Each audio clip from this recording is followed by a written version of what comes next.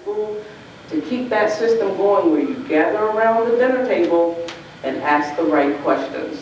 Now, you're thinking, now this workshop is supposed to teach me about lightening the burdens of navigating high school, how to, well, this is exactly what I'm doing, because the family system, as some of us remember it, has broken down. Some of the things that I grew up with, close family, not saying that families aren't close, but we're in such competition with technology and so many other things that take our time and attention away.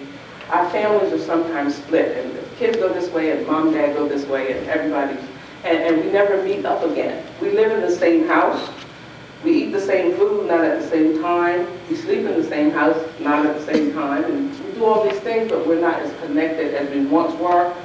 And all of that has an effect on our children's education. It really does. I can tell you that it does, because I see the effects of it every day.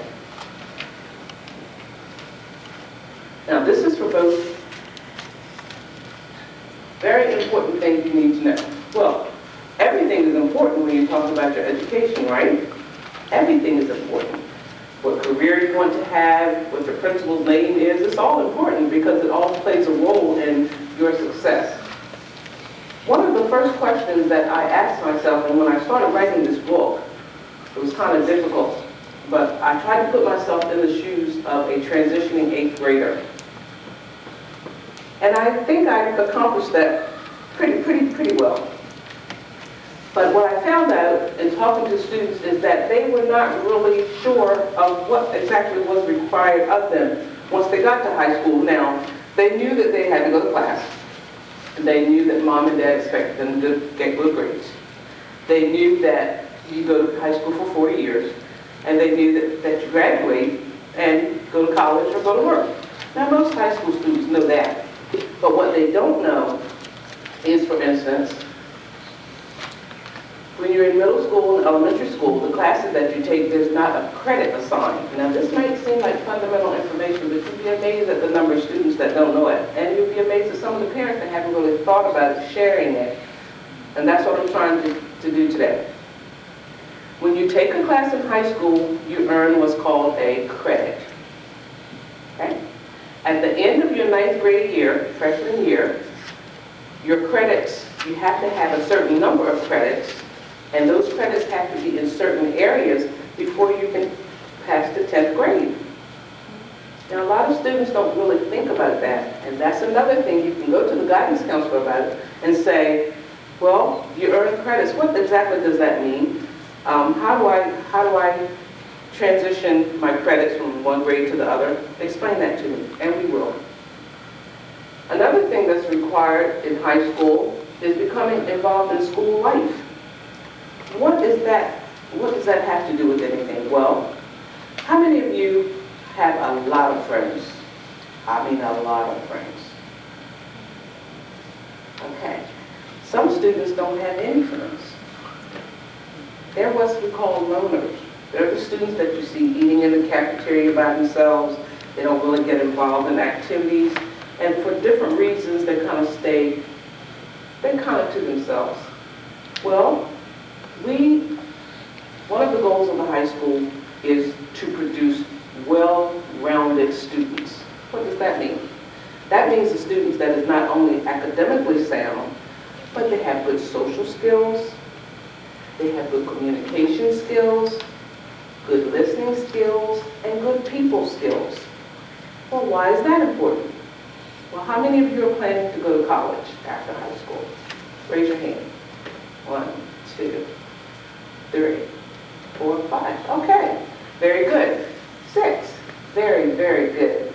If you plan to go to college, those things that I just named to you is what college admissions officers are looking for. Now, it used to be a time that admissions officers were looking for that 4.0 student. They wanted the smartest kid in the class. And they got the smartest kid in the class in a lot of circumstances. But guess what they found out? They found out that all of the students that were 4.0 had no social skills. They studied so hard and studied so long, and they didn't involve themselves in anything but the books. They didn't, when they got to college, they had not any, but little social skills, and they failed out. Some of them failed because, and they had to go back home because they didn't know how to handle them. They couldn't handle the college life. Too much independence, all of these people that I don't know, and I don't know how to make friends, so they fail. So college admissions officers now are smart. They want well-rounded students. They want students that volunteer in the community, and I heard the keynote speaker talking about that. That's very important. Volunteer hours, that shows that you have compassion for people and you're willing to give back to your community. That's a well-rounded person. A person that can juggle academics, get involved in clubs and activities in the high school.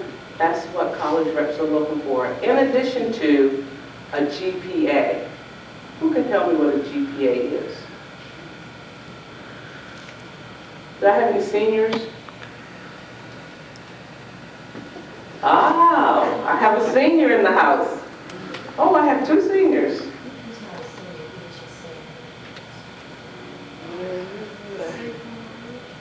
Grade point average, that's the right answer. You tell me what a grade point average is. And you have to speak up. Ms. Sessoms has a hearing loss. What is a grade point average? If you don't know, it's okay to say you don't know. I don't know it. Hmm? I don't know it. You don't know it. After today, you will. GPA stands for grade point average, just like my friend here just said. And what that is a combination of all of the classes that you've taken from grade 9 through 12. Well, actually, each year, after freshman year, you end up with the grade point average. This is what happens. For every A that you make, it's assigned 4 points. Now, different schools may have different ways of figuring the GPA, but this is the simple explanation. An A is 4 points. A B is 3, C is 2, D is 1, F is none. So let's just say the person with the 4.0 grade point average, that tells you that they got straight A's. They got A's in every class.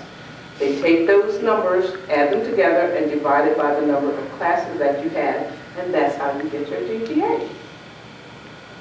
You tell someone that and they'll think you're so smart, and it's so simple. But that's important. So check this out. If you know that information as an 8th grader, you're more likely to make good grades because you can make the connection between this grade, a number, and a GPA, and your GPA then translates once the college admissions officers ask for your transcript. What's the transcript? Ms. Sessoms, you're asking really hard questions today of high school students that should know this information. Your transcript is just an official record of your classes and your grades. And that's what the college admissions officer wants when you apply to their school. They want a transcript, an official transcript. That means that it has a school seal on it. And they want letters of recommendation. Where do you get letters of recommendation from? Where do you think you get letters of recommendation from? I want a student to answer. A letter of recommendation. That's a letter telling the admissions officer what kind of person you are. Who do you think would give you that? One of the principals. The principal. Very good. That's right. Who else? Yes. Teacher. A teacher. Very good. And what about me? Your guidance counselor.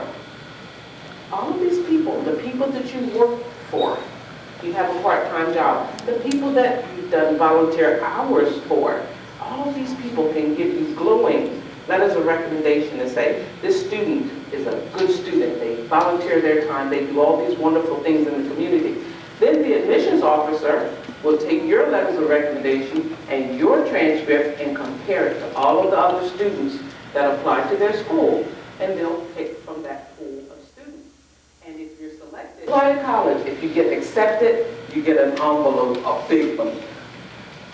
And if you're rejected, they send you a regular envelope to say, we're sorry to inform you The big envelope says, congratulations, you've been accepted. But not to fear, because every school that you apply to, you're not going to be accepted to everyone. But don't give up, particularly when you've chosen a college that you want to go to. Okay. What if I'm not popular and the other students don't like me? I'm not popular, the other students don't like me. I'm making an assumption, because if no one has come up to you and told you that I don't like you, then you're assuming that that's true. So I put that in there to say, show yourself friendly. Don't assume that just because you're not surrounded by a crowd of students that nobody likes you. Show yourself friendly. Smile at people. Introduce yourself to people. Okay? It's okay. And the last one is I have an accommodation and an IEP, which is an individualized education plan. Will other students find out, which is a great concern for students? And will they make fun of me once they find out? Is that a concern for anybody? Well, in my high school, it is a concern. I have students all the time that say to me, I don't want to be in a special ed class. Well, we don't have special ed classes. We have classes. And if you happen to have an accommodation and you're in that class, the only way we differentiate is that we have 2 teachers in that classroom. That's no big deal. That does not mean that there's something wrong with you or, you're not as good as anybody else. That is totally not true. We put the second teacher in the classroom so that if you have a question, that second teacher can take the time to give you one-on-one attention. That's what that's for. So you can look at it like this. I'm so special that I get my own teacher. How about that? How about looking at it in a positive way instead of a negative way? Okay? Well, we've already gone over what to expect from our school counselor, so I'm just going to skip to the next slide.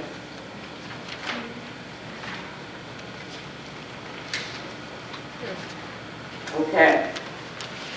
These are some pretty basic things that everyone can do, and again, family is very important in demonstrating how these things should occur. Grow in character and be respectful of everyone. I can tell you that in high schools today, we, counselors, administrators, principals, and so forth, spend so much time on discipline. Discipline is a big issue in probably most high schools, USA. And a lot of it comes from just plain disrespect.